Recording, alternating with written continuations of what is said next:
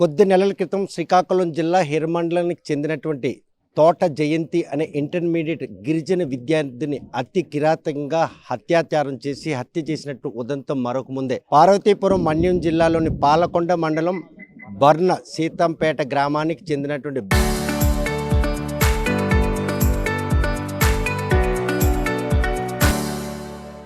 బిడ్డిక ఉషారాణి అనే MA BEd విద్యార్థిని ఈరోజు అతి కిరాతకంగా హత్య చేసిన ఘటన మన్యం జిల్లా వాసులను ఒక్కసారిగా ఉలిక్కిపాటు గురిచేసింది. ఆర్థిక స్తోమత లేకపోయినా చదువుపై కూతురుకున్నటువంటి ఆసక్తి ఆ తల్లిదండ్రుల కష్టాన్ని కూడా పక్కన పెట్టి ఆమెను ఉన్నత చదువులు చదివించారు.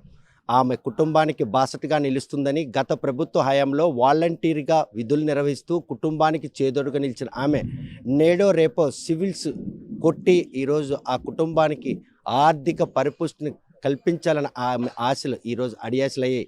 ఆమె హత్యకు గురి కావడంతో తల్లిదండ్రులు కూతురు లేనని కన్నీరు మున్నీరు అవుతున్నారు. ప్రస్తుతం ఈ కూతుర్ను పోగొట్టుకున్నటువంటి తల్లిదండ్రులు మనతో ఉన్నారు. ఆర్థిక స్తోమత లేకపోయినా కూతుర్ను అంత ఉన్నత చదువులు చదివించడం వెనక మీ కష్టం ఏంటి? ఈరోజు కూతుర్ని హత్య చేశారు కదా, మీరు ఏం కోరుకుంటున్నారు?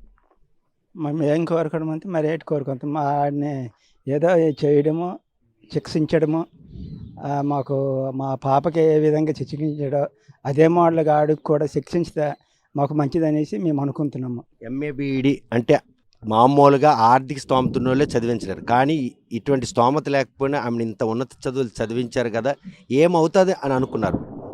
ఏమవుతుంది అని కాకపోతే ఏదో ఉద్యోగం వస్తే ఏదో మా కుటుంబానికి పోషిస్తాననేసి మేము కష్టపడి చదివించి కూలీ నాలి చేసి మేము మా పాపని చదివించుకున్నాము కానీ మాకు ఫలితం దక్కలేదు. గత ప్రభుత్వంలో వాలంటీర్గా ఆయన నియమించారా, లేకపోతే ఆమె కోసం అధికారులు ఆమె నియమించబడ్డారు? ఆ గ్రామంలో ఆమె సేవలు ఉపయోగపడతాయి అంతే. పాపే పెట్టింది, అది పాప పెడితే మామూలు అంతా ఇచ్చారు అంతే.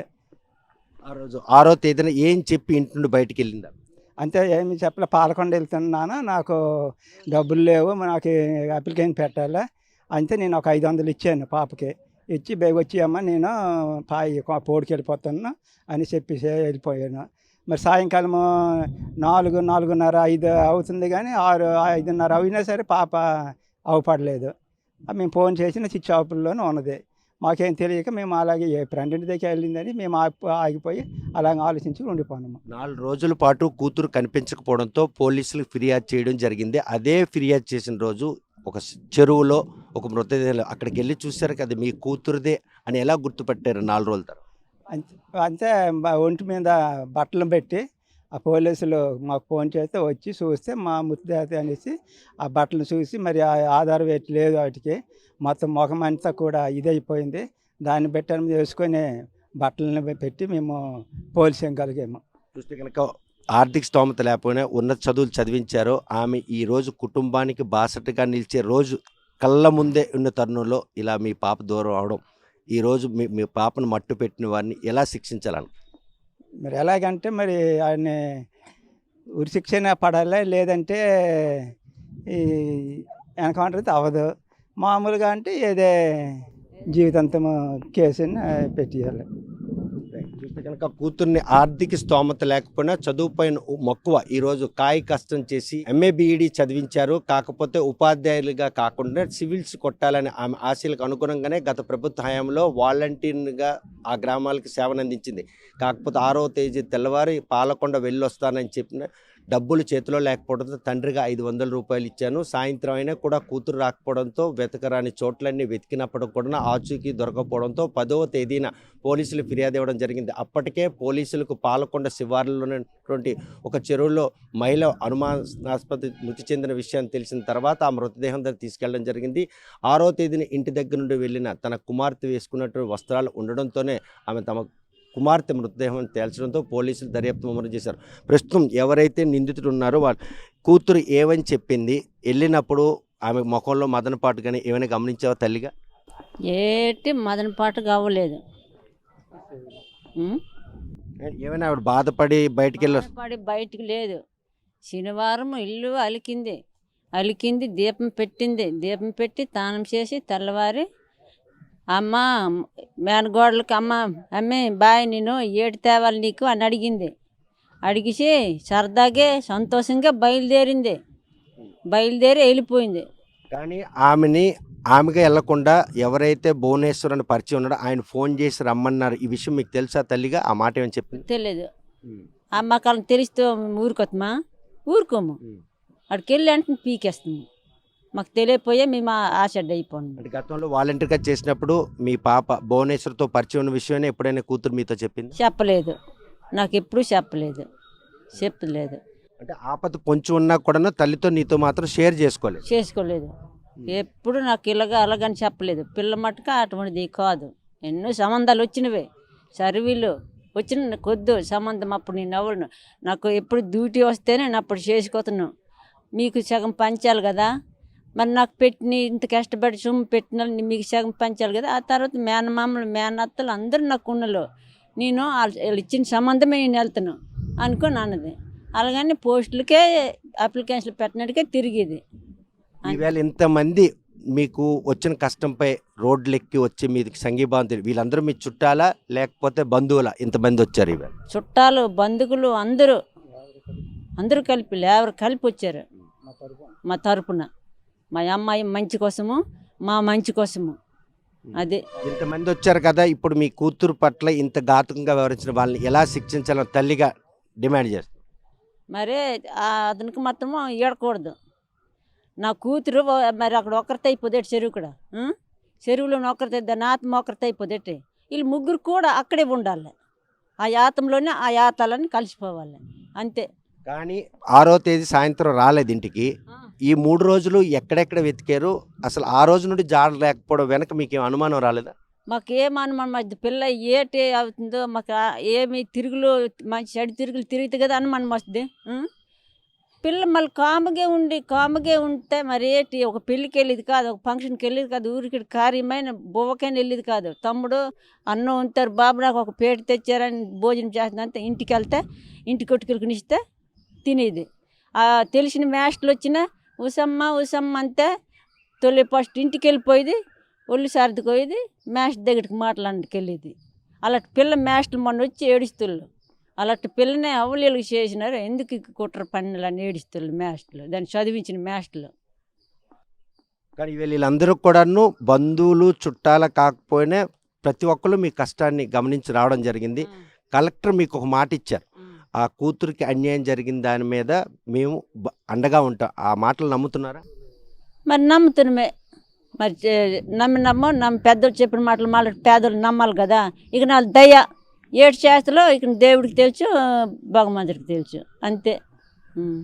6వ తేదీన తెల్లవారి తల్లికి పాలకొండ వెళ్ళొస్తానని సంతోషంగా చెప్పడం జరిగింది. ఆ రోజు ఉదయం లేచి ఇంటి దగ్గర పూజ పునస్కారాలు పూర్తి చేసుకుని ఇంటి నుంచి బయటికి వెళ్ళిన కూతురు మాత్రం సరదాగే సాయంత్రంకి తిరిగి వస్తుందని ఆశగా ఎదురు చూసిన తల్లికి శవం రావడం ఆమెకి కంటతడి పెట్టింది. ఈ రోజు తమ కుటుంబానికి బాసటగా నిలిచిన ప్రతి ఒక్కరు కూడాను తన కూతురు మంచితనమే ఇంతమందిని తమ కష్టంలో పాల్పంచుకునేందుకు దోహదపడిందని చెప్పి ఆమె సంతోషం వ్యక్తం. మరోవైపు చూస్తే కనుక ఎవరైతే జిల్లా కలెక్టర్ ఇచ్చినటువంటి హామీని కూడాను వారు తూచా తప్పకుండా పరిగణలో తీసుకుంటారో, తమ కుటుంబాన్ని బాసటగా నిలుస్తారు. చేతికి అందొచ్చిన కూతురు ఇలా హత్యకు గురి కావడం మాత్రం మా కుటుంబాల్లో ఆ కూతురు లేని లోటు మమ్మల్ని రోజు బాధిస్తూనే ఉంటుంది. ఉన్నత చదువులు చదివించినటువంటి కూతురు కొలువులు చేస్తుందన్నటువంటి ఆశగా ఎదుర్చిన తమకు ఇటువంటి కడుపు కోత మిగిల్చిన ఆ ముగ్గురిని కూడాను తన ఆత్మ వెంటనే పంపించాలని ఆ మాత్రం ప్రాధాయపడుతుంది. ఈ విషయంలో తమ్ముడు కూడా మనతో ఉన్నాడు. అక్క ఎప్పుడైనా తనకి కష్టం వచ్చింది అని ఎప్పుడైనా మీతో చెప్పుకోవడం? లేదండి, ఎప్పుడు సంతోషంగానే ఉండేది. అసలు ఈ విషయం కూడా మాకు ఎప్పుడు చెప్పలేదు. నేను ఇలా పరిచయం ఉంది అతనితో బయటకు వెళ్తాను అనేసి ఇప్పుడు కూడా మాకు చెప్పలేదండి ఆ విషయం అయితే. కానీ భువనేశ్వర్కి అక్కకి చాలా రోజుల పాటు పరిచయం ఉంది. ఈ పరిచయం కాస్తానే వదులుకోవడానికి భువనేశ్వర్ చేసినటువంటి స్కెచ్లో అక్క ఈరోజు ప్రాణాలు కోల్పోయిందంటే అమ్మాయికి అయితే నమ్మేసిందండి బాగా. అతను నమ్మించి తీసుకెళ్ళాడు, ఏం చేయను అనేసి. కానీ పాప అతనికి నమ్మింది, చెల్లి అతనికి నమ్మేసి వెళ్ళింది. అందుకే అలా వ్యక్తి చెప్పి తిరిగి వచ్చింది. ఈ నమ్మకం వెనుక ఇంకొక కృపారాణి అని ఒక నర్సు కూడా తోడైంది. ఈరోజు మీ అక్కను కడదేల్చడానికి ఇంకొక మహిళ కూడాను భువనేశ్వర్ చేదోడుగా నిలిచిందా? ఖచ్చితంగా నిలిచిందండి. పోలీసు ఎంక్వైరీ చేశారు కదా, చెప్పారు కదా. అది అంటే ఈ పోలీసు దర్యాప్తులో అసలైనటువంటి నిందితులను పట్టుకోవడంలో వారు తీసుకున్న చొరవ మీరిచ్చిన సమాచారమే దోహదపడిందా? డెఫినెట్గా అండి. మేము అంటే ఫ్రెండ్స్కి అలా కనుక్కున్నాం కదా, ఎవరితో పరిచయం ఉంది ఇట్లా కనుక్కుంటే తెలిసింది అనమాట. తెలిస్తే అప్పుడు అతని పేరు చెప్పేసి నా ఫోన్ నెంబర్ సెలెక్ట్ చేస్తే పోలీసులకు వెంటనే అనుమానం చేసి పట్టుకున్నారు వాళ్ళని. అప్పటి వరకు అక్క మీతో, అమ్మతో కానీ నాన్నతో కానీ మీతో ఎప్పుడు షేర్ చేసుకోలేదు ఈ విషయం? ఎప్పుడు షేర్ చేసుకోలేదు. షేర్ చేసుకుంటే మేము డైరెక్ట్గానే వెళ్ళి వచ్చేసి డైరెక్ట్ కంప్లైంట్ చేసుకుని వెంటనే ఇచ్చేసేవాళ్ళం కంప్లైంట్. అంత నమ్మకం అక్క మీద ఉండడానికి ఆమె చదువుకున్న చదువు, నడిచిన నడవడిక, ఆ మంచితనమే మీరు కానుకోలేకపోయారా? అవునండి, ఖచ్చితంగా.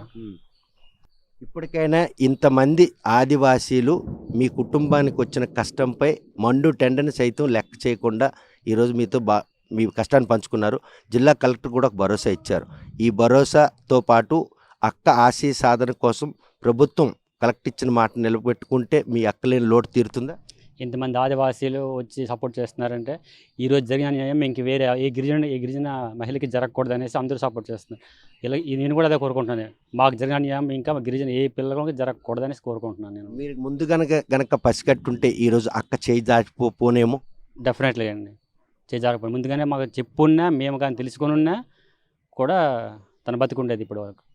ఇంకా చూస్తే కనుక 6 ఏళ్ల క్రితం భువనేశ్వర్ అనే ఒక వాలంటీర్తో పరిచయం ఉన్న విషయం తల్లితో కానీ, తండ్రితో కానీ, తమ్ముడితో కానీ చెప్పుకున్నటువంటి పరిణామాలే ఈరోజు ఆమె వారి చెంత లేకుండా పోయింది. ఆమెకు వచ్చిన ఈ కష్టాన్ని తనలోనే దాచుకుంటూ తల్లిదండ్రులకు బాసటగా నిలవాలనే ఉద్దేశంతో ఆమె చదువుకు తగ్గ ఉద్యోగం వచ్చినంత వరకు వివాహం చేసుకోను, ఒకవేళ వివాహం చేసుకోవడం అంటూ జరిగితే మేనత్తలు, మేనమామలతో పాటు తల్లిదండ్రులు చూపించిన సంబంధాన్నే చేసుకుంటానని ఆమె చెప్పిన మాటలు వీరందరికీ కూడా ఎక్కడ కూడా అనుమానం తలెత్తలేదు.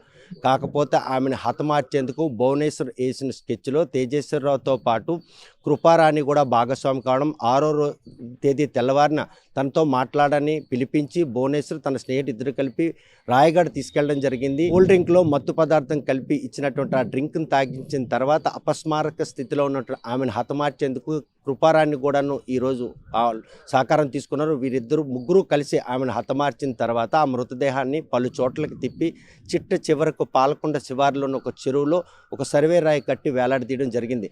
కూతురు 6వ తేదీ తెల్లవారు వెళ్ళి సాయంత్రం ఇంటికి రాకపోవడంతో 2 రోజుల తర్వాతైనా స్నేహితుల దగ్గరికి వెళ్ళి తిరిగి వస్తుందని ఆశగా ఎదురు చూసినట్టు తల్లిదండ్రులు 10వ తేదీన పోలీస్ స్టేషన్ ఫిర్యాదు ఇవ్వడం, సాయంత్రం ఆ చెరువులో మృతదేహం బయటపడడం, అది ఎవరి మృతదేహం అని అనుమానించిన నేపథ్యంలో తల్లిదండ్రులు అక్కడికి వెళ్ళి చూపించేసరికి అది ఉషారాణి మృతదేహంగానే తల్లిదండ్రులు నిర్ధారించిన అనంతరం పోలీసులు దర్యాప్తు ముమ్మరం చేశారు. పోలీసులు చేసినట్టు దర్యాప్తులో నిందితుడైనటువంటి భువనేశ్వర్, తేజేశ్వరరావుతో పాటు కృపారాణిని కూడాను అరెస్ట్ చేశారు. కాకపోతే ఆ కుటుంబానికి వచ్చిన కష్టానికి సీతంపేట మన్యంలోని ప్రతి ఒక్క కుటుంబం కూడా ఈరోజు బాసటగా నిలిచి భారీ ర్యాలీ నిర్వహించారు. ఆ ర్యాలీ నిర్వహించిన అనంతరం ఐటీడీఏ వద్దకు ఆ ధర్నా వెళ్ళిన తర్వాత కలెక్టర్ మాత్రం ఆ కుటుంబానికి వచ్చిన కష్టంపై ప్రభుత్వానికి నివేదిక ఇస్తాం, ఆదివాసీ చట్టాలకు అనుగుణంగా వారి కుటుంబానికి ఎటువంటి ఇన్సెంటివ్లు రావాలో అవన్నీ ఇప్పించడంతో పాటు ఇటువంటి ఘటనలు పునరావృతం కాకుండా ఉండేందుకు కఠిన చర్యలు చేపడతామని చెప్పి ఆయన హామీ ఇవ్వడం జరిగింది.